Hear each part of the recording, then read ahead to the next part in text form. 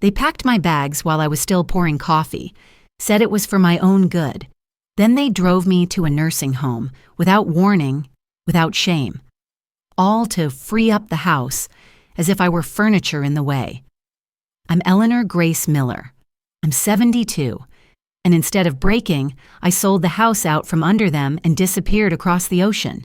But the real story, it started long before that, and trust me, it didn't end in Rome. Have you ever been pushed aside by your own family like your life had an expiration date? Tell me below. I'm listening. They told me it was just lunch. Karen called that morning with that voice she uses when she's lying, sweet as pie but tight at the edges. She said they were coming by with David and Luke to help me sort through a few things. I should have known better. But I'd made coffee, set out 4 mugs like it was still a family visit. I even put on my pink sweater. George always said it brought color to my face. That morning I looked at myself in the toaster's reflection, touched up my lipstick. Isn't that something? 78 years old, and I still wanted to look nice for my kids.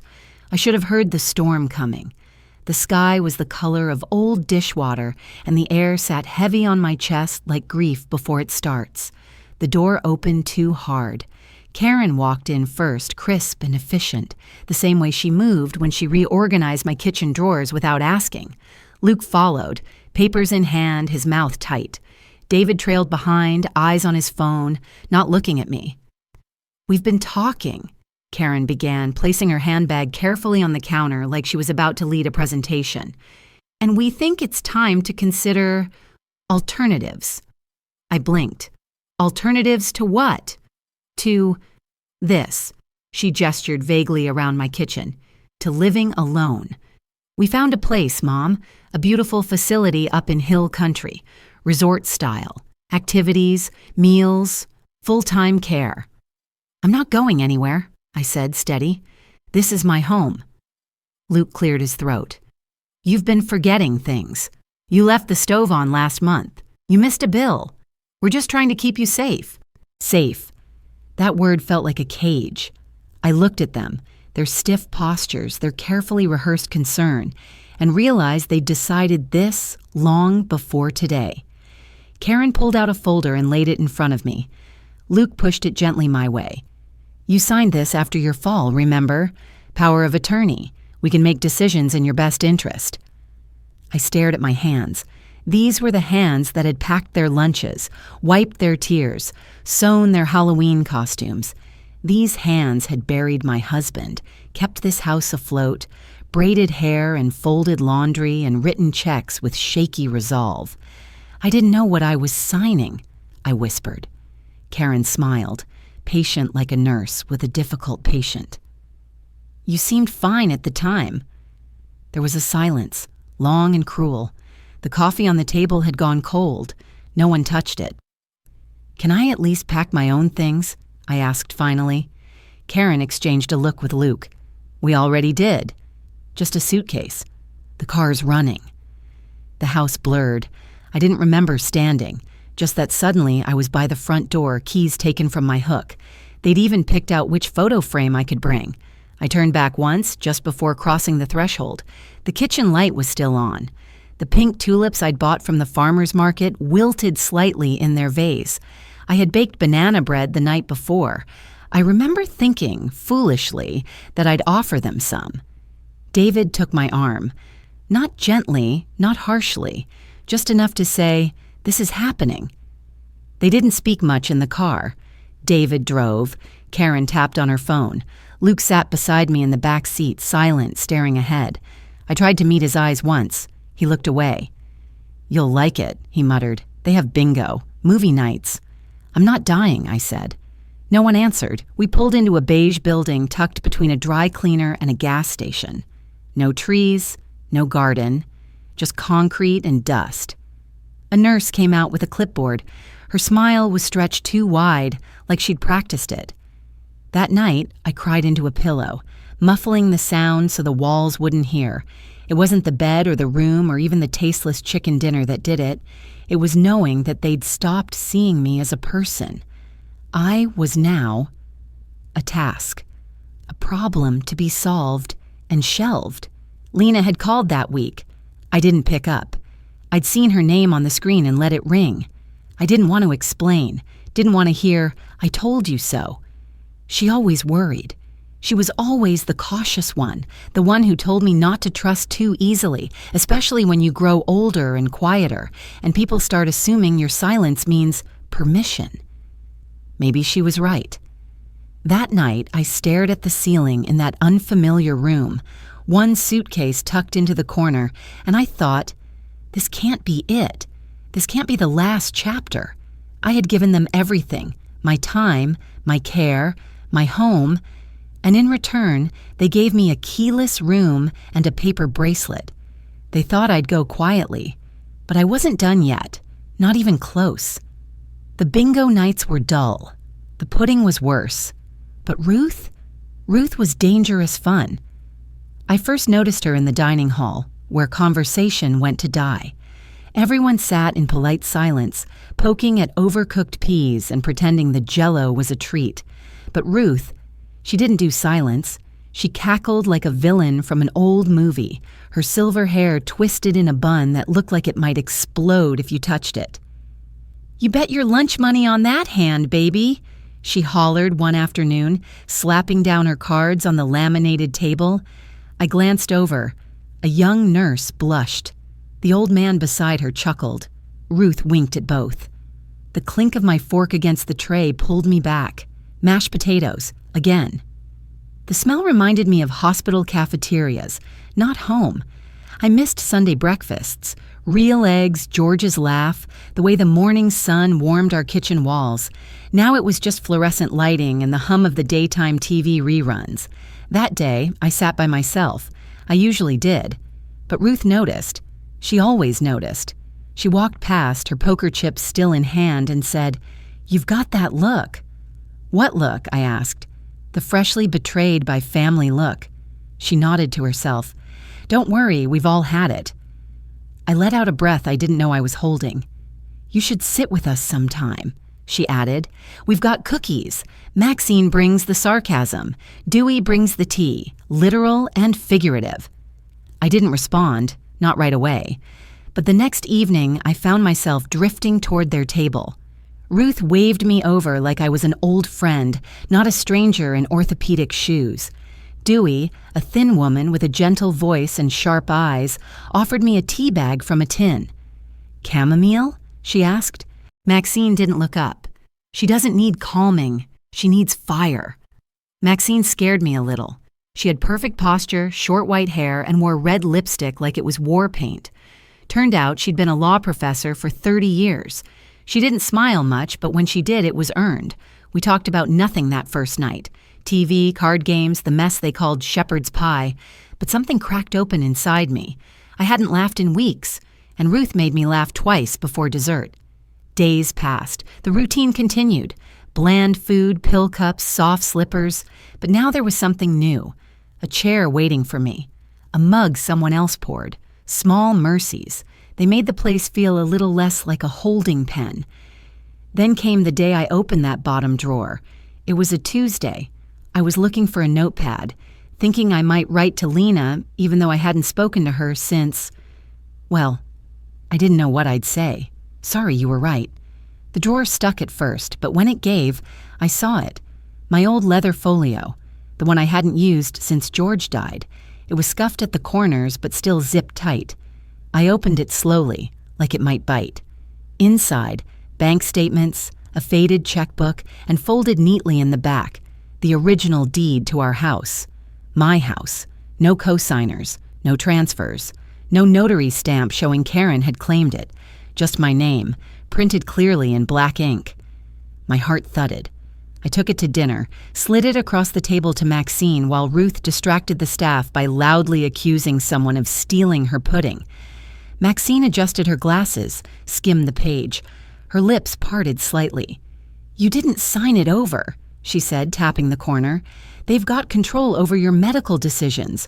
Sure, but this is still yours."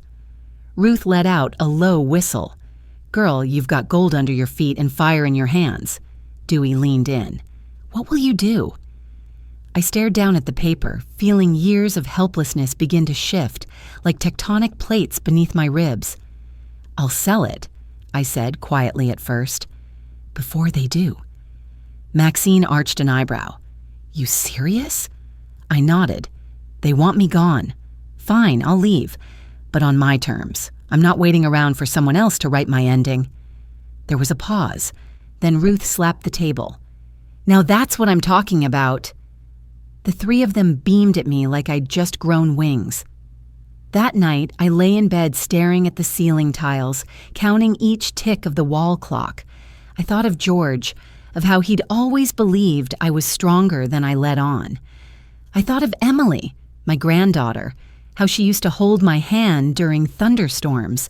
And I thought of the house, the rose bushes, the creaky porch, the worn floorboards George once called character. I still had it. It was still mine. And they didn't know. For the first time since the day they took me, I felt something shift inside me. Not hope. Hope was too soft. This was something harder, sharper, like flint catching against steel. What if surviving meant becoming someone they never expected? I closed my eyes. Tomorrow I'd find out. If they wanted me gone, they should have checked who really owned the exit. The plan started over warm tea and whispered insults. It wasn't some grand declaration. It was Maxine frowning over a document, her red nails tapping against her desk like war drums. It was Dewey setting up a burner email address on the facility's ancient computer with fingers still quick from decades of shelving books. And Ruth sweetened the staff with a bottle of cheap perfume and a large pepperoni pizza, her version of diplomacy. We didn't speak openly during the day, too risky. But we met at night in the corner of the lounge, long after the nurses made their rounds and the television in the common room had gone silent. That's when we got to work. Maxine contacted her old colleague, Jack Winston, a retired real estate attorney with a gruff voice and a soft spot for owed favors. He wasn't thrilled at first. Something about getting dragged into old lady espionage. But Maxine could talk a cactus into giving up its water. By the end of the call, he was in. I still remember the feel of the mouse under my palm. Awkward, clunky. We huddled around the outdated desktop in the activities room, the screen glowing like forbidden light. We set up a new bank account, one that only I could access, tied to an email address Dewey made up, ellegrace1945@gmail.com. Sounds like a spy name, Ruth said, cackling. She's got a bingo game at 4 and a passport by 6. We scanned the deed. Jack confirmed it. Clean, uncontested. The house was mine. They couldn't touch it, at least not yet. We listed the property through a private network of buyers. Maxine's old law firm still had connections in real estate. Within hours, offers started coming in. My neighborhood, once overlooked, was now prime for tech workers. The buyer was a young couple from Seattle, willing to pay full asking without ever stepping foot inside. It happened so fast I barely had time to blink. Karen called that evening, her voice syrupy. "Just checking in, Mom. How's the adjustment going?" "Oh, just grand," I said, layering sweetness over steel. "Bingo night's been a hoot. I nearly won a plastic flamingo." She laughed, but I could hear the suspicion behind it. "That's nice. We'll visit soon." "No rush," I replied. "I'm keeping busy." The phone clicked off. I stood there in the hallway, heart racing, the cordless still warm in my hand. Lying had never come easily to me. But this wasn't lying. This was survival. The sale closed within the week. Jack handled the paperwork, made sure the funds were transferred to my new account. Dewey watched my back as I confirmed everything. Ruth brought snacks. Every great heist needs snacks. And Maxine popped open a bottle of ginger ale with a smirk like we were toasting the end of an era. I hadn't told them what came next. Not yet. But I'd already packed. One suitcase, my passport, the folio with every paper that still belonged to me, and a printed one-way itinerary to Rome. Rome. It had lived in my dreams for decades. George and I always said we'd go. Then bills piled up, kids came, life layered itself until that dream felt like fiction. But here I was, boarding a plane, not with George's hand in mine, but with 3 new companions who had taught me that endings could be rewritten. We left on a Friday night. The staff was busy with bingo and movie night. Some old Tom Hanks film, Ruth muttered. They call that comfort? And Ruth had paid off a younger aide with perfume and pizza to forget her room checks that evening. We slipped out through the back gate like teenagers on a dare. Our Uber driver didn't ask questions. His music was loud, his windows cracked. We sat in silence, wind in our hair, my heart thudding in my chest like it wanted to turn back, but my hands never moved. At the airport, the terminal lights sparkled like stars I'd never touched. The smell of roasted peanuts and jet fuel filled my lungs. We checked in without trouble. Ruth flirted with the man at the kiosk. Maxine rolled her eyes and called her shameless. Dewey squeezed my hand and whispered, "You're really doing it." We boarded quietly. I found my seat, buckled in, held my breath, and then we were in the sky. As the plane lifted off, I looked out the window. The lights of Texas scattered below us like glitter poured from a broken bottle. My house was somewhere in that glow, mine no longer. I didn't feel grief. I didn't feel joy, just a strange, roaring calm. I didn't know where we'd end up, not exactly, but I knew this. I wasn't going back. When the plane reached cruising altitude, I unfolded the small airline blanket, leaned back and watched Ruth snore softly beside me. Maxine read a paperback legal thriller. Dewey mouthed prayers in Latin, and I watched the darkness beyond the glass, wondering how freedom could feel so much like fear and so much like grace. I pulled out my phone. I wasn't sure why. Habit, maybe. I hadn't checked my email in days, but as soon as it connected to the in-flight Wi-Fi, one subject line flashed across the screen. "What have you done?" From Karen. I didn't open it. Instead, I closed my eyes, the whir of the engines in my ears, and let the question linger. Was freedom supposed to feel this terrifying or this good? They wanted silence. But I found a microphone. It happened on a rainy afternoon in Lisbon, the kind where the sky feels low enough to touch and the smell of wet stone fills the air. We'd checked into a quiet guest house with ivy trailing down its walls and a violinist playing somewhere downstairs, the melody wandering up like a memory. I was unpacking my suitcase, again, when something slipped from the side pocket, a manila folder. I hadn't packed it intentionally. It must have been tucked in months ago, back at the house. Inside were 6 letters, neatly folded, each in George's handwriting. My hands trembled as I held them, the ink soft at the edges from time. They were addressed to me, dated over the last 5 years of his life. In them, he wrote about the kids, the things he noticed, how Karen had started making decisions behind closed doors, how Luke talked about moving Mom out even when I was healthy, how he felt helpless watching a shift he couldn't stop. The last letter was short. He must have written it just weeks before his heart gave out. "Ellie, if you're reading this, I hope to God I was wrong.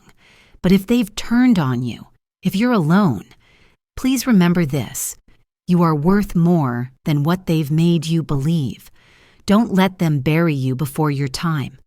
Fight back in whatever way you can. You've always been stronger than me. Love you always, George." I didn't cry. Not at first. Instead, I sat on the edge of the bed and felt every bone in my body burn, not with grief, with clarity. Lena once told me, silence can be a prison.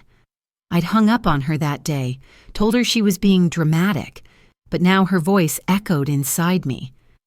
That evening, I took the letters to Maxine. She read each one slowly, lips tight. "We need to go public," she said. "You're not the only one this has happened to." Ruth nodded. "Let the world hear what they did." Dewey touched my arm gently. It might help someone else find their voice. Maxine made a call to an old contact in media, a woman named Megan Luce, host of a podcast for women over 50, syndicated, sharp, followed by thousands. She'd been looking for a story like mine, Maxine said. She doesn't do pity, Maxine warned. She does truth. You ready for that? I was. We met Megan the next day at a riverside cafe. She wore no makeup, jeans, and a raincoat, her dark hair tucked behind her ears. She brought her mic in a plain black bag. She sat down across from me and said, "Tell me everything." And I did. I talked about the betrayal, the power of attorney I didn't remember signing, the house, the suitcase, the beige building tucked between a gas station and a dry cleaner. I told her about Ruth and Dewey and Maxine, about George's letters, about the choice to stop surviving and start living. "They didn't just take my home," I said, staring into the mic. "They tried to erase me." She nodded once. Recording in 3, 2. The episode went live 2 days later. Megan called it Not Done Yet, Eleanor's Story. Within 48 hours, it had over 100,000 downloads. Messages poured in. Women from all over the country, sharing their own stories of betrayal, forced nursing homes, financial manipulation.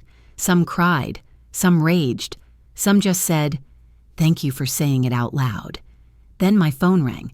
I hadn't seen the number in years, but I knew it the moment it lit up. Emily. "Grandma?" she whispered, her voice cracking. "I found you." I didn't say anything at first, couldn't. I heard the podcast, and I saw the letters. I didn't know. "I'm so sorry. I just want to know you again, please." I pressed the phone to my ear like it was the only thing holding me together. My granddaughter, my Emily. She used to follow me through the garden, asking about butterflies and burying shiny rocks like treasure. She was 16 now, almost grown. "I need time," I said. "I'll wait." The line went quiet. That night, I couldn't sleep. The rain had stopped, but I still heard it, like a phantom tapping on the windows. I walked out onto the terrace, wrapped in a shawl. The city lights shimmered on the water. Maxine found me there. "You okay?" she asked. "I thought I'd feel guilt," I said, "but I don't." She lit a cigarette. She wasn't supposed to, but that never stopped her. "They had a choice. You just chose you back." I nodded slowly. A vibration in my pocket. A new message. I opened it. It was a photo. My house, but not the one I remembered. The shutters were gone. The porch stripped bare. The rose bushes torn out. The swing George built replaced with gravel. Everything familiar had been gutted, sanitized, repainted in beige. Under the photo, a single line. "They trashed it. I'm sorry. Emily." I stared at the screen until my vision blurred, not from tears, from something deeper, like I'd been erased again. But this time, I wasn't grieving a place. I was grieving the version of me who had built that home, the one who believed love would protect her. How do you forgive people who dismantled your life while calling it love? I didn't know. But I was done whispering. She looked like her mother, but her eyes asked for the truth. Emily was sitting on a bench beneath a curtain of moss in Forsyth Park, her hands folded in her lap like she was trying not to shake. The Spanish oaks towered above her, their limbs outstretched like old protectors, and the fountain behind her whispered as it danced. I stood for a moment before approaching, just watching. She looked up, and I saw it, the shape of Karen's face, but not her mother's hardness. Emily's eyes were different. They held something searching, something soft. "Hi, Grandma," she said, standing. Her voice trembled. I took a breath. "Hi, sweetheart." We didn't hug right away. We just walked. The gravel path crunched beneath our feet. Cicadas hummed above us, a steady pulse in the Georgia air.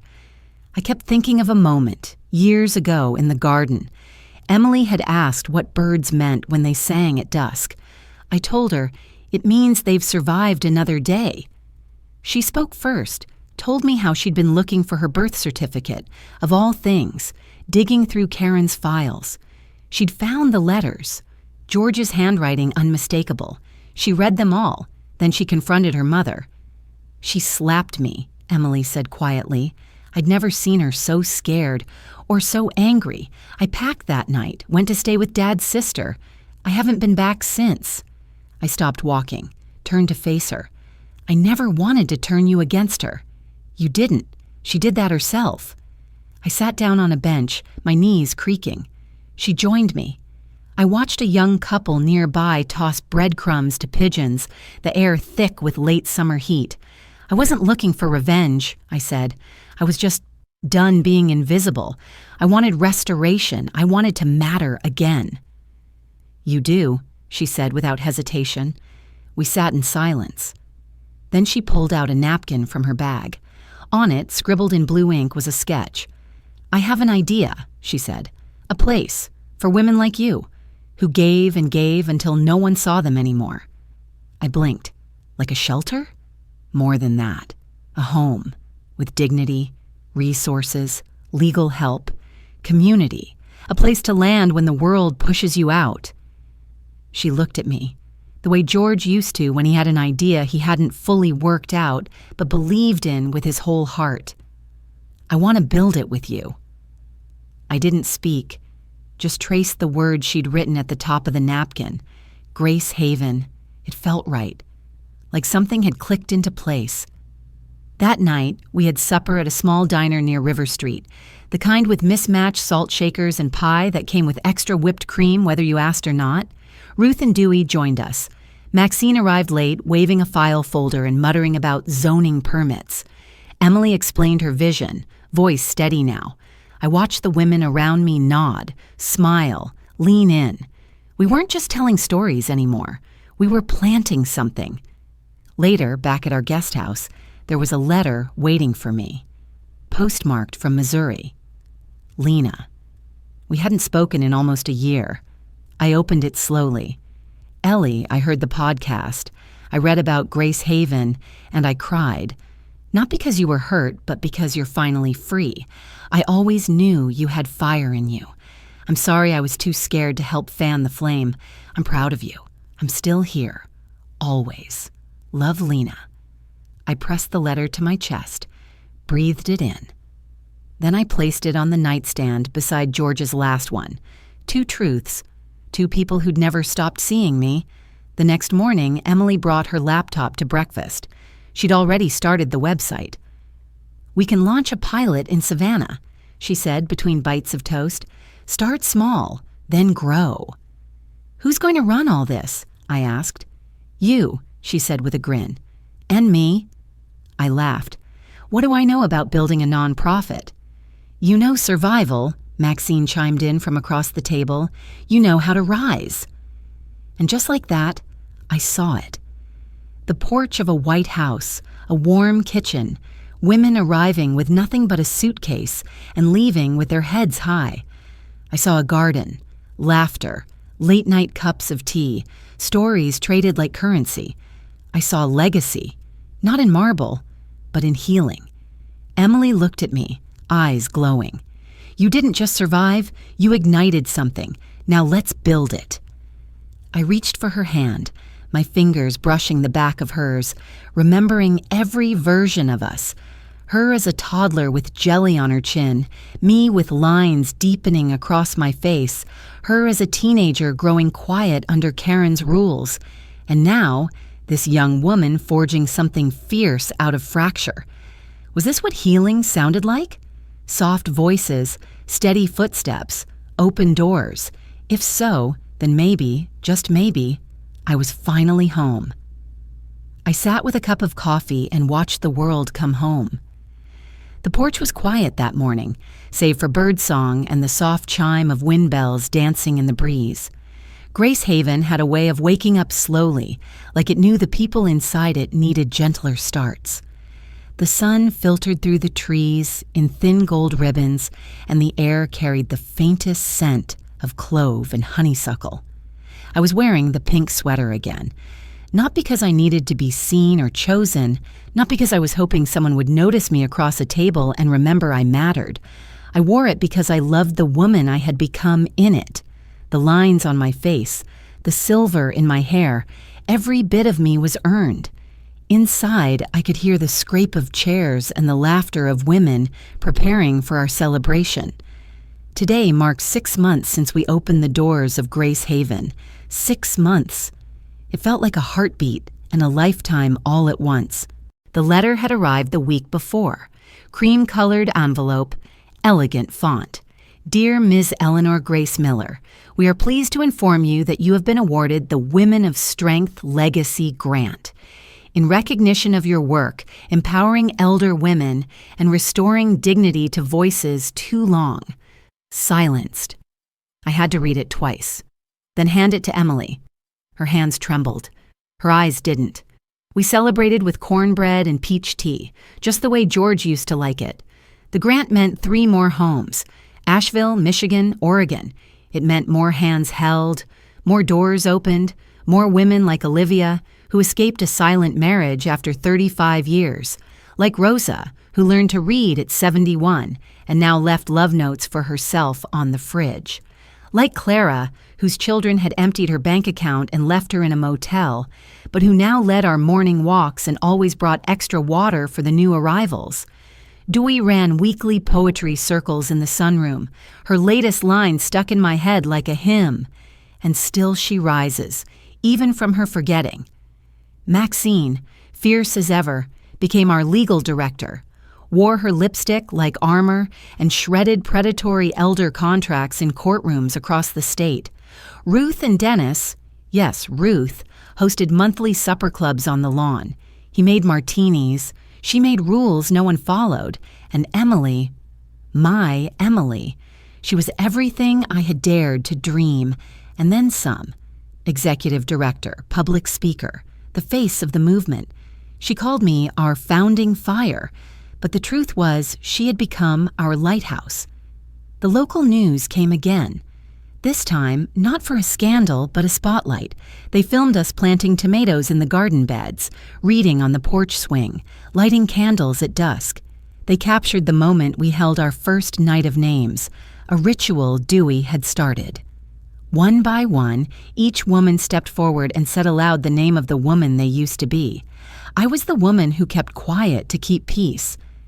I was the woman who thought love meant disappearing. And then it was my turn. I stood in the middle of our circle, candles flickering like memories. I was the woman who stayed too quiet for too long, I said, but I'm not her anymore. Later that week, Emily launched the memoir. We called it Not Done Yet. My story, our story, woven together in pages that felt like both scars and songs. The dedication read, for every woman who thought she had run out of time. You haven't. That night, after all the plates had been cleared and the porch lights dimmed low, I sat outside again. The air was cool, the cicadas quiet for once. Emily joined me with 2 mugs of tea and a blanket for our knees. We didn't speak much. We didn't need to. We looked up as the stars blinked into view one by one, like tiny promises written just for us. And then, softly, I said it aloud for the first time. We did it, George. There was no thunder, no applause, just the quiet shift of the wind and the sound of suitcase wheels crunching gravel as another woman arrived. Another story, another beginning. And in that still moment, I remembered the truth I had once written on a sticky note by my bed. You are not too old. You are not too late. You are not done yet. And neither am I. As the candles flickered on the porch of Grace Haven, I felt something settle inside me, something whole. I had once been the woman who gave everything and asked for nothing, but now I know better. No one has the right to make you invisible, and no one else gets to decide when your story is done. If you've ever felt overlooked by family or silenced in your own home, share your story. Let's remind each other that we still matter. We still burn bright, and we are not done yet.